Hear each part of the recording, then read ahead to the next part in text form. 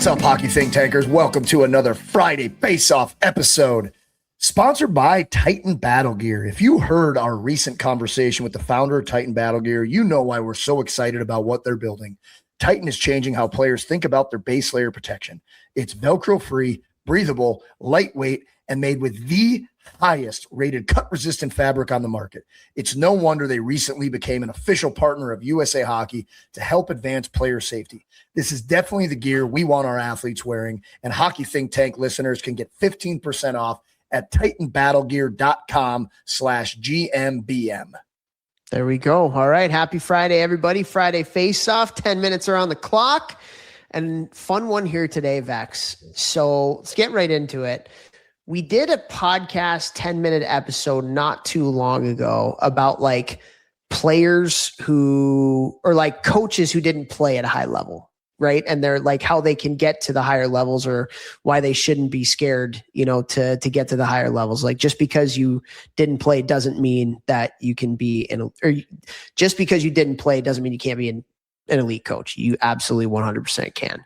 So I want to reverse that this time. And I've said this on the podcast before, but both of us played hockey at a high level. I coached hockey at a high level, and then we got into youth hockey. And I tell people all the time that coaching youth hockey way harder than coaching college hockey. Way harder than coaching college hockey. They're both hard in different ways, but right. Like the youth hard wears on you a little bit more, and it's just kind of a little crazier than the college one. And maybe that's not totally true, but like anyway, it was a very big like eye opener. And I think the first couple of years that I coached youth hockey, I wasn't a very good coach when I look back at it. And so I wanted to talk today about why that is. Like what is the biggest transition going from playing at a high level or coaching at a high level to getting into youth hockey? What are like the landmines? What are the things you didn't realize? What are the things that like, you're like, oh crap, like this doesn't translate from the higher levels to youth. And because there's like a lot of higher level players that kind of want to get into it, but don't want to because they hear that youth hockey is insane. Or they get into it for a year or two and then they're like, nope, I'm good. So like what can older players that have played at a high level expect when they get into youth hockey, and how can they be good youth hockey coaches? I think that you need to first think about like the age you're working with and think back to your time at that age and what really helped you.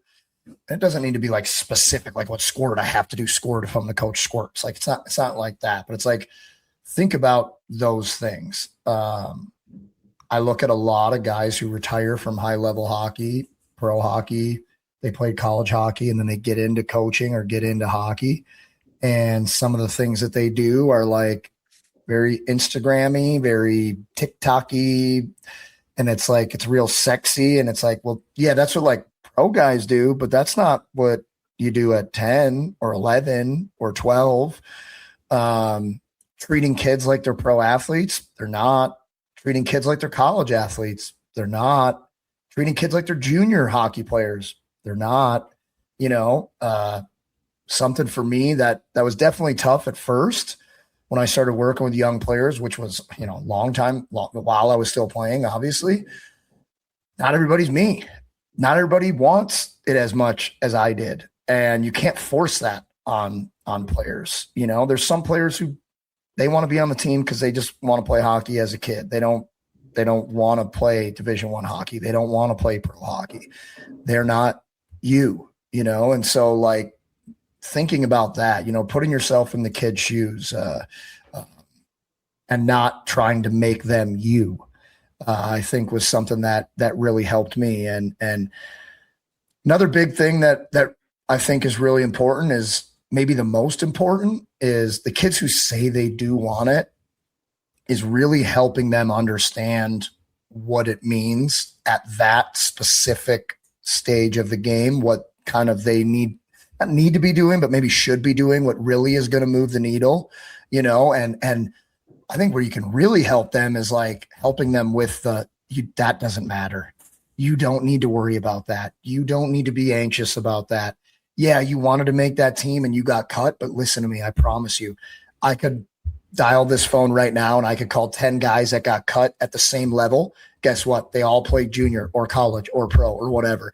I think like helping more with the mindset of the players, if it's a guy who just wants to get better but doesn't want to play hockey, if it's a guy who wants to play higher level hockey, like how do you keep fanning that flame? You're not trying to turn them into you, but you're trying to fan the flame of whatever they're trying to get the most out of in hockey.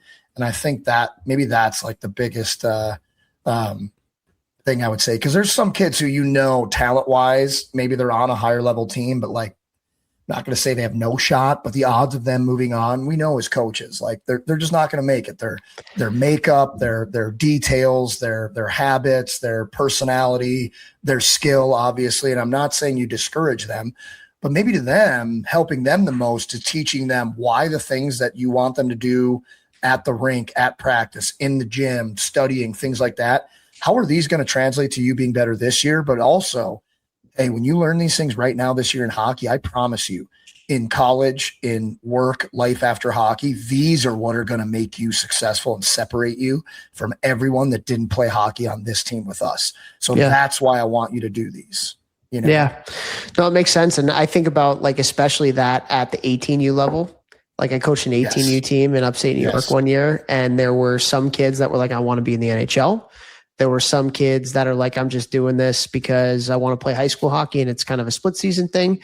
There were some kids who knew they were going to be done, after this year, and other kids that were going to play it as long as they could. And so having that like diversity of why they were there in the locker room, like there was a time at one point during the year where I had to kind of get everybody together and be like, hey, like just addressing that.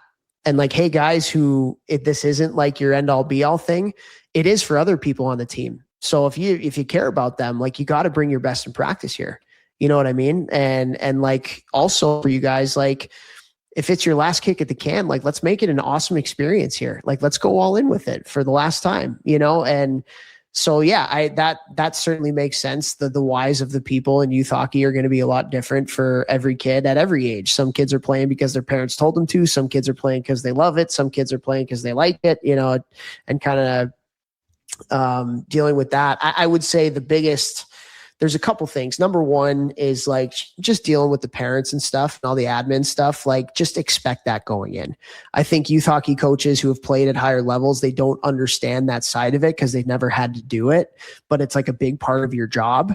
And so like really leaning into getting to know the parents, really leaning into the admin or getting a great manager. Like if you're an older player that's played at a high level, getting into youth hockey, like I would talk to your manager every day for the first like month of the season. And then every other day, because they can take the stuff off your plate that you don't have the experience in, or you don't really know. So like, just kind of like the outside hockey part of it, just recognize that going in. I didn't know any of that stuff when I became a youth hockey coach and got inundated with that stuff pretty quickly. And then from a hockey standpoint, I would just echo a lot of what you said, Vex. Like there are something like you should challenge kids, and you shouldn't be a totally different person. You got to be yourself, and you should challenge kids, and you should lean into communication and all of that kind of stuff. But really understanding and again, like it's just different with kids than it is with older kids. Like just understanding their commitment, understanding their why, understanding their strengths and weaknesses, and really leaning into the individual. Any coach would do that. That's really good at any age, but like at the youth level, you really got to lean into the individual differences that each player has. Because everybody has a different home life. Everybody has a different set of skills. Everybody has a different want, like we talked about, of why they're there. And so I really feel like you need to lean into the individual and focus on the development of the individual within the team concepts, obviously, that you have. I love that. And the other part of that is it's pay to play.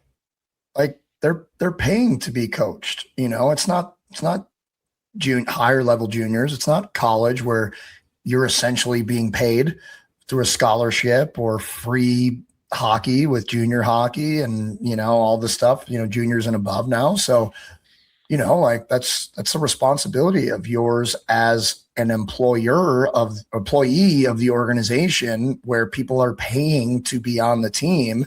They're paying to be coached. So, like coach them hard, coach them the right way, coach them, like Toph said, there's going to be individual differences and things like that. And you just got to take those into account. And I think a big part too that I'd finish with is just make it a great experience for them. You as a coach have a big hand in that. And that doesn't mean you're soft on them, nothing like that. But like you can decide how that experience goes. You're a big part of that. And so make it something that you would have wanted been a part of at that age. That's really good. Would you want, as a kid, would you have wanted yourself now to coach you as a kid? I don't think I said that very well, but hopefully you got the point. Cornell, Western Mich. It's all right. Yeah, there you go. All right, guys. Good stuff. Time's up. Share it. Share it.